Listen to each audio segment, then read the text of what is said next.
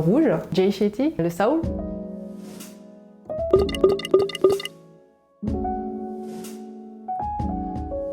Mon métier consiste à aider les entreprises à prendre les meilleures décisions stratégiques en utilisant un panel de données et en utilisant des méthodes statistiques et économétriques. L'économétrie, c'est un outil qui nous permet en fait de mesurer, de quantifier, de qualifier des phénomènes économiques. Le data analyst, le data ingénieur et le statisticien. Mais globalement, le data scientist regroupe un peu ces métiers-là parce qu'on a besoin de développer. Donc on fait de la programmation. Donc ce que les data ingénieurs font, ils touchent directement à la donnée de façon pure et dure. Et le data analyst analyse les données. Et donc du coup, le data scientist fait les deux. Il doit savoir manipuler les données et il doit savoir les analyser pour ressortir le meilleur insight en fait, et pour pouvoir le communiquer aux clients. Non, complètement pas. Je pense que par rapport aux études, donc moi j'ai fait un master économétrie et statistiques appliquées, donc on est en plein dans le domaine en fait. On apprend la programmation et on apprend l'analyse. Donc après c'est à toi de décider dans quel domaine tu veux vraiment t'orienter. Tu es plus programmeur parce que tu aimes bien ça, fais plus de programmation, tu pourras plus développer de choses. Si on est plus intéressé par l'analyse, on veut faire moins de programmation, libre à toi de choisir ça. Je suis dans une petite équipe, donc du coup on peut faire plusieurs choses en même temps. On a des commerciaux dans notre équipe qui sont familiers avec nos solutions et en fait ils sont en relation directe avec les clients et ils vont devoir en fait comprendre le besoin et les problématiques du client. Et ensuite ils vont leur proposer des solutions.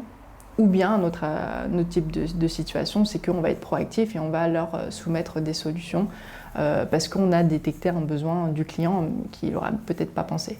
Ensuite, ils vont venir vers nous, data scientists, où on va décider et on va évaluer, savoir si on peut répondre à leurs problématiques, de quelle manière. On pourra utiliser des solutions standards ou on va créer des nouvelles solutions. Et ensuite, quand tout ça est évalué, on va leur proposer notre solution et ensuite on va lancer le kick-off, donc le lancement du projet, et on va déterminer du coup tout le scope du projet, le timing, les livraisons, comment on va s'y prendre. Et voilà, ensuite on va commencer à produire. Nos clients se demandent souvent si la promotion est efficace. On va pouvoir lancer derrière un algorithme qui nous permet de savoir les promotions de chaque produit, pour que derrière ils puissent mettre en place certaines, des stratégies marketing et se dire finalement ce produit-là il est très bien vendu sans promo, les personnes sont prêtes à payer ce produit-là sans promo ou vice-versa, finalement ce produit-là marche super bien, très bien avec promo. En tant que data scientist, on va faire tourner nos modèles et les résultats. On va construire une sorte de PPT, donc PowerPoint avec plusieurs analyses et après nos commerciaux vont les livrer aux clients. De manière globale, je travaille en équipe parce que pour gérer tout un projet, on a besoin des commerciaux qui sont en relation directe avec les clients et ils vont nous permettre en fait de challenger nos chiffres. Donc globalement, on travaille en équipe, mais derrière, on aura la partie production où on sera seul à lancer le modèle, à lancer la production, à analyser les chiffres, à regarder si le modèle est pertinent ou pas. Au sein de la boîte, oui, donc nos commerciaux, des account managers qui sont en relation directe avec nos clients, des directeurs marketing pour savoir si ce qu'on va présenter correspond à l'éthique en fait, de l'entreprise, et avec des statisticiens qui ont un autre rôle au sein de notre entreprise, qui travaillent sur les données pures et dures. Les personnes avec qui on est en relation directe dépendent du client, dépendent du projet, etc. Si le projet est très important, on va travailler avec des directeurs. Typiquement, j'ai été récemment chez un client et j'ai travaillé directement avec le directeur Global Insight du monde, parce que le projet impliquait plusieurs pays. Donc encore une fois, ça dépend. C'est le métier phare en fait du moment et on nous lie certainement avec le big data et l'intelligence artificielle. Ça c'est des grands mots où certaines personnes ne connaissent pas forcément le sens et on ne sait pas comment l'utiliser ou en tout cas le décrire. En tout cas de mon côté, je suis loin du big data et de l'intelligence artificielle parce qu'encore une fois ça dépend du besoin du client et ça dépend de la taille de l'entreprise, de ce qu'on fait, des missions, etc. J'aime bien l'idée de travailler sur des problématiques différentes. Comme on travaille avec des industries différentes, on a des problématiques différentes et donc on doit approcher ça de manière différente. Ça rend le travail intéressant. Avoir des problèmes de programmation. Donc des fois ça peut prendre des jours. Des fois tu sais pas pourquoi parce que c'est des process qui ont été écrits par certaines personnes, donc il faut que tu les reprennes. Ou sinon c'est difficile parce que le process est lourd et donc ça prend du temps à trouver la petite erreur. Non, moi je travaille avec une entreprise moyenne, je dirais. Par rapport à ce que je fais, je peux travailler pour les moyennes entreprises. Ou après, effectivement, selon ce qu'on souhaite, on peut travailler pour des plus grandes entreprises avec un plus gros volume de données, etc. Dans une boîte d'études de marché, aux États-Unis, ils ont beaucoup de marchés.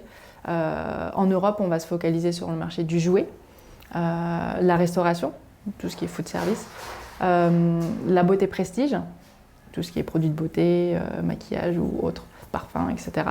Et le sport.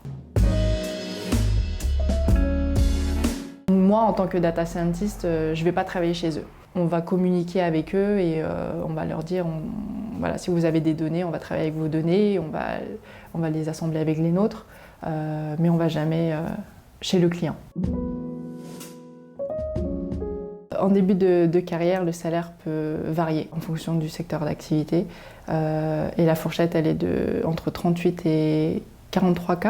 On n'a pas forcément de variable ou de prime en tant que data scientist, mais on a un bon salaire de base. Et tous les ans, le salaire est revu. Quand on en vient aux études supérieures, les mathématiques sont la matière prédominante et la capacité d'analyse est très importante. Les statistiques, programmation. J'allais oublier la programmation, c'est un outil essentiel. L'économie, parce que ça nous permet de comprendre le monde actuel. Et on a besoin de billes pour pouvoir expliquer les phénomènes économiques. Peu importe dans quel secteur d'activité on se retrouvera. Quand j'avais 15 ans, j'avais aucune idée de ce que j'allais faire. La seule chose que je savais, c'était que j'aimais bien les maths. C'était la seule matière vraiment qui me stimulait. C'est la première matière que j'allais travailler parce que je savais qu'il fallait comprendre et qu'il fallait pas forcément apprendre. J'ai fait un bac scientifique et honnêtement, après le bac, je savais pas du tout ce que je voulais faire. Un de mes profs m'avait proposé une prépa maths, mais je me voyais pas forcément dedans. J'arrivais pas à me projeter en fait. Ce que j'ai fait, c'est que j'ai essayé la fac de maths pendant un an. J'ai trouvé ça très abstrait pour moi. J'avais besoin d'application, donc j'ai arrêté. Et après, j'ai essayé une école de commerce pendant un an sur Paris. C'était pas pour moi. C'était pas pour moi en termes de personnalité, ça me correspondait pas. Je savais qu'il fallait que je fasse quelque chose d'un peu plus technique et c'était pas assez technique pour moi. Je me suis arrêtée un an en travaillant dans la restauration et j'ai essayé de me chercher.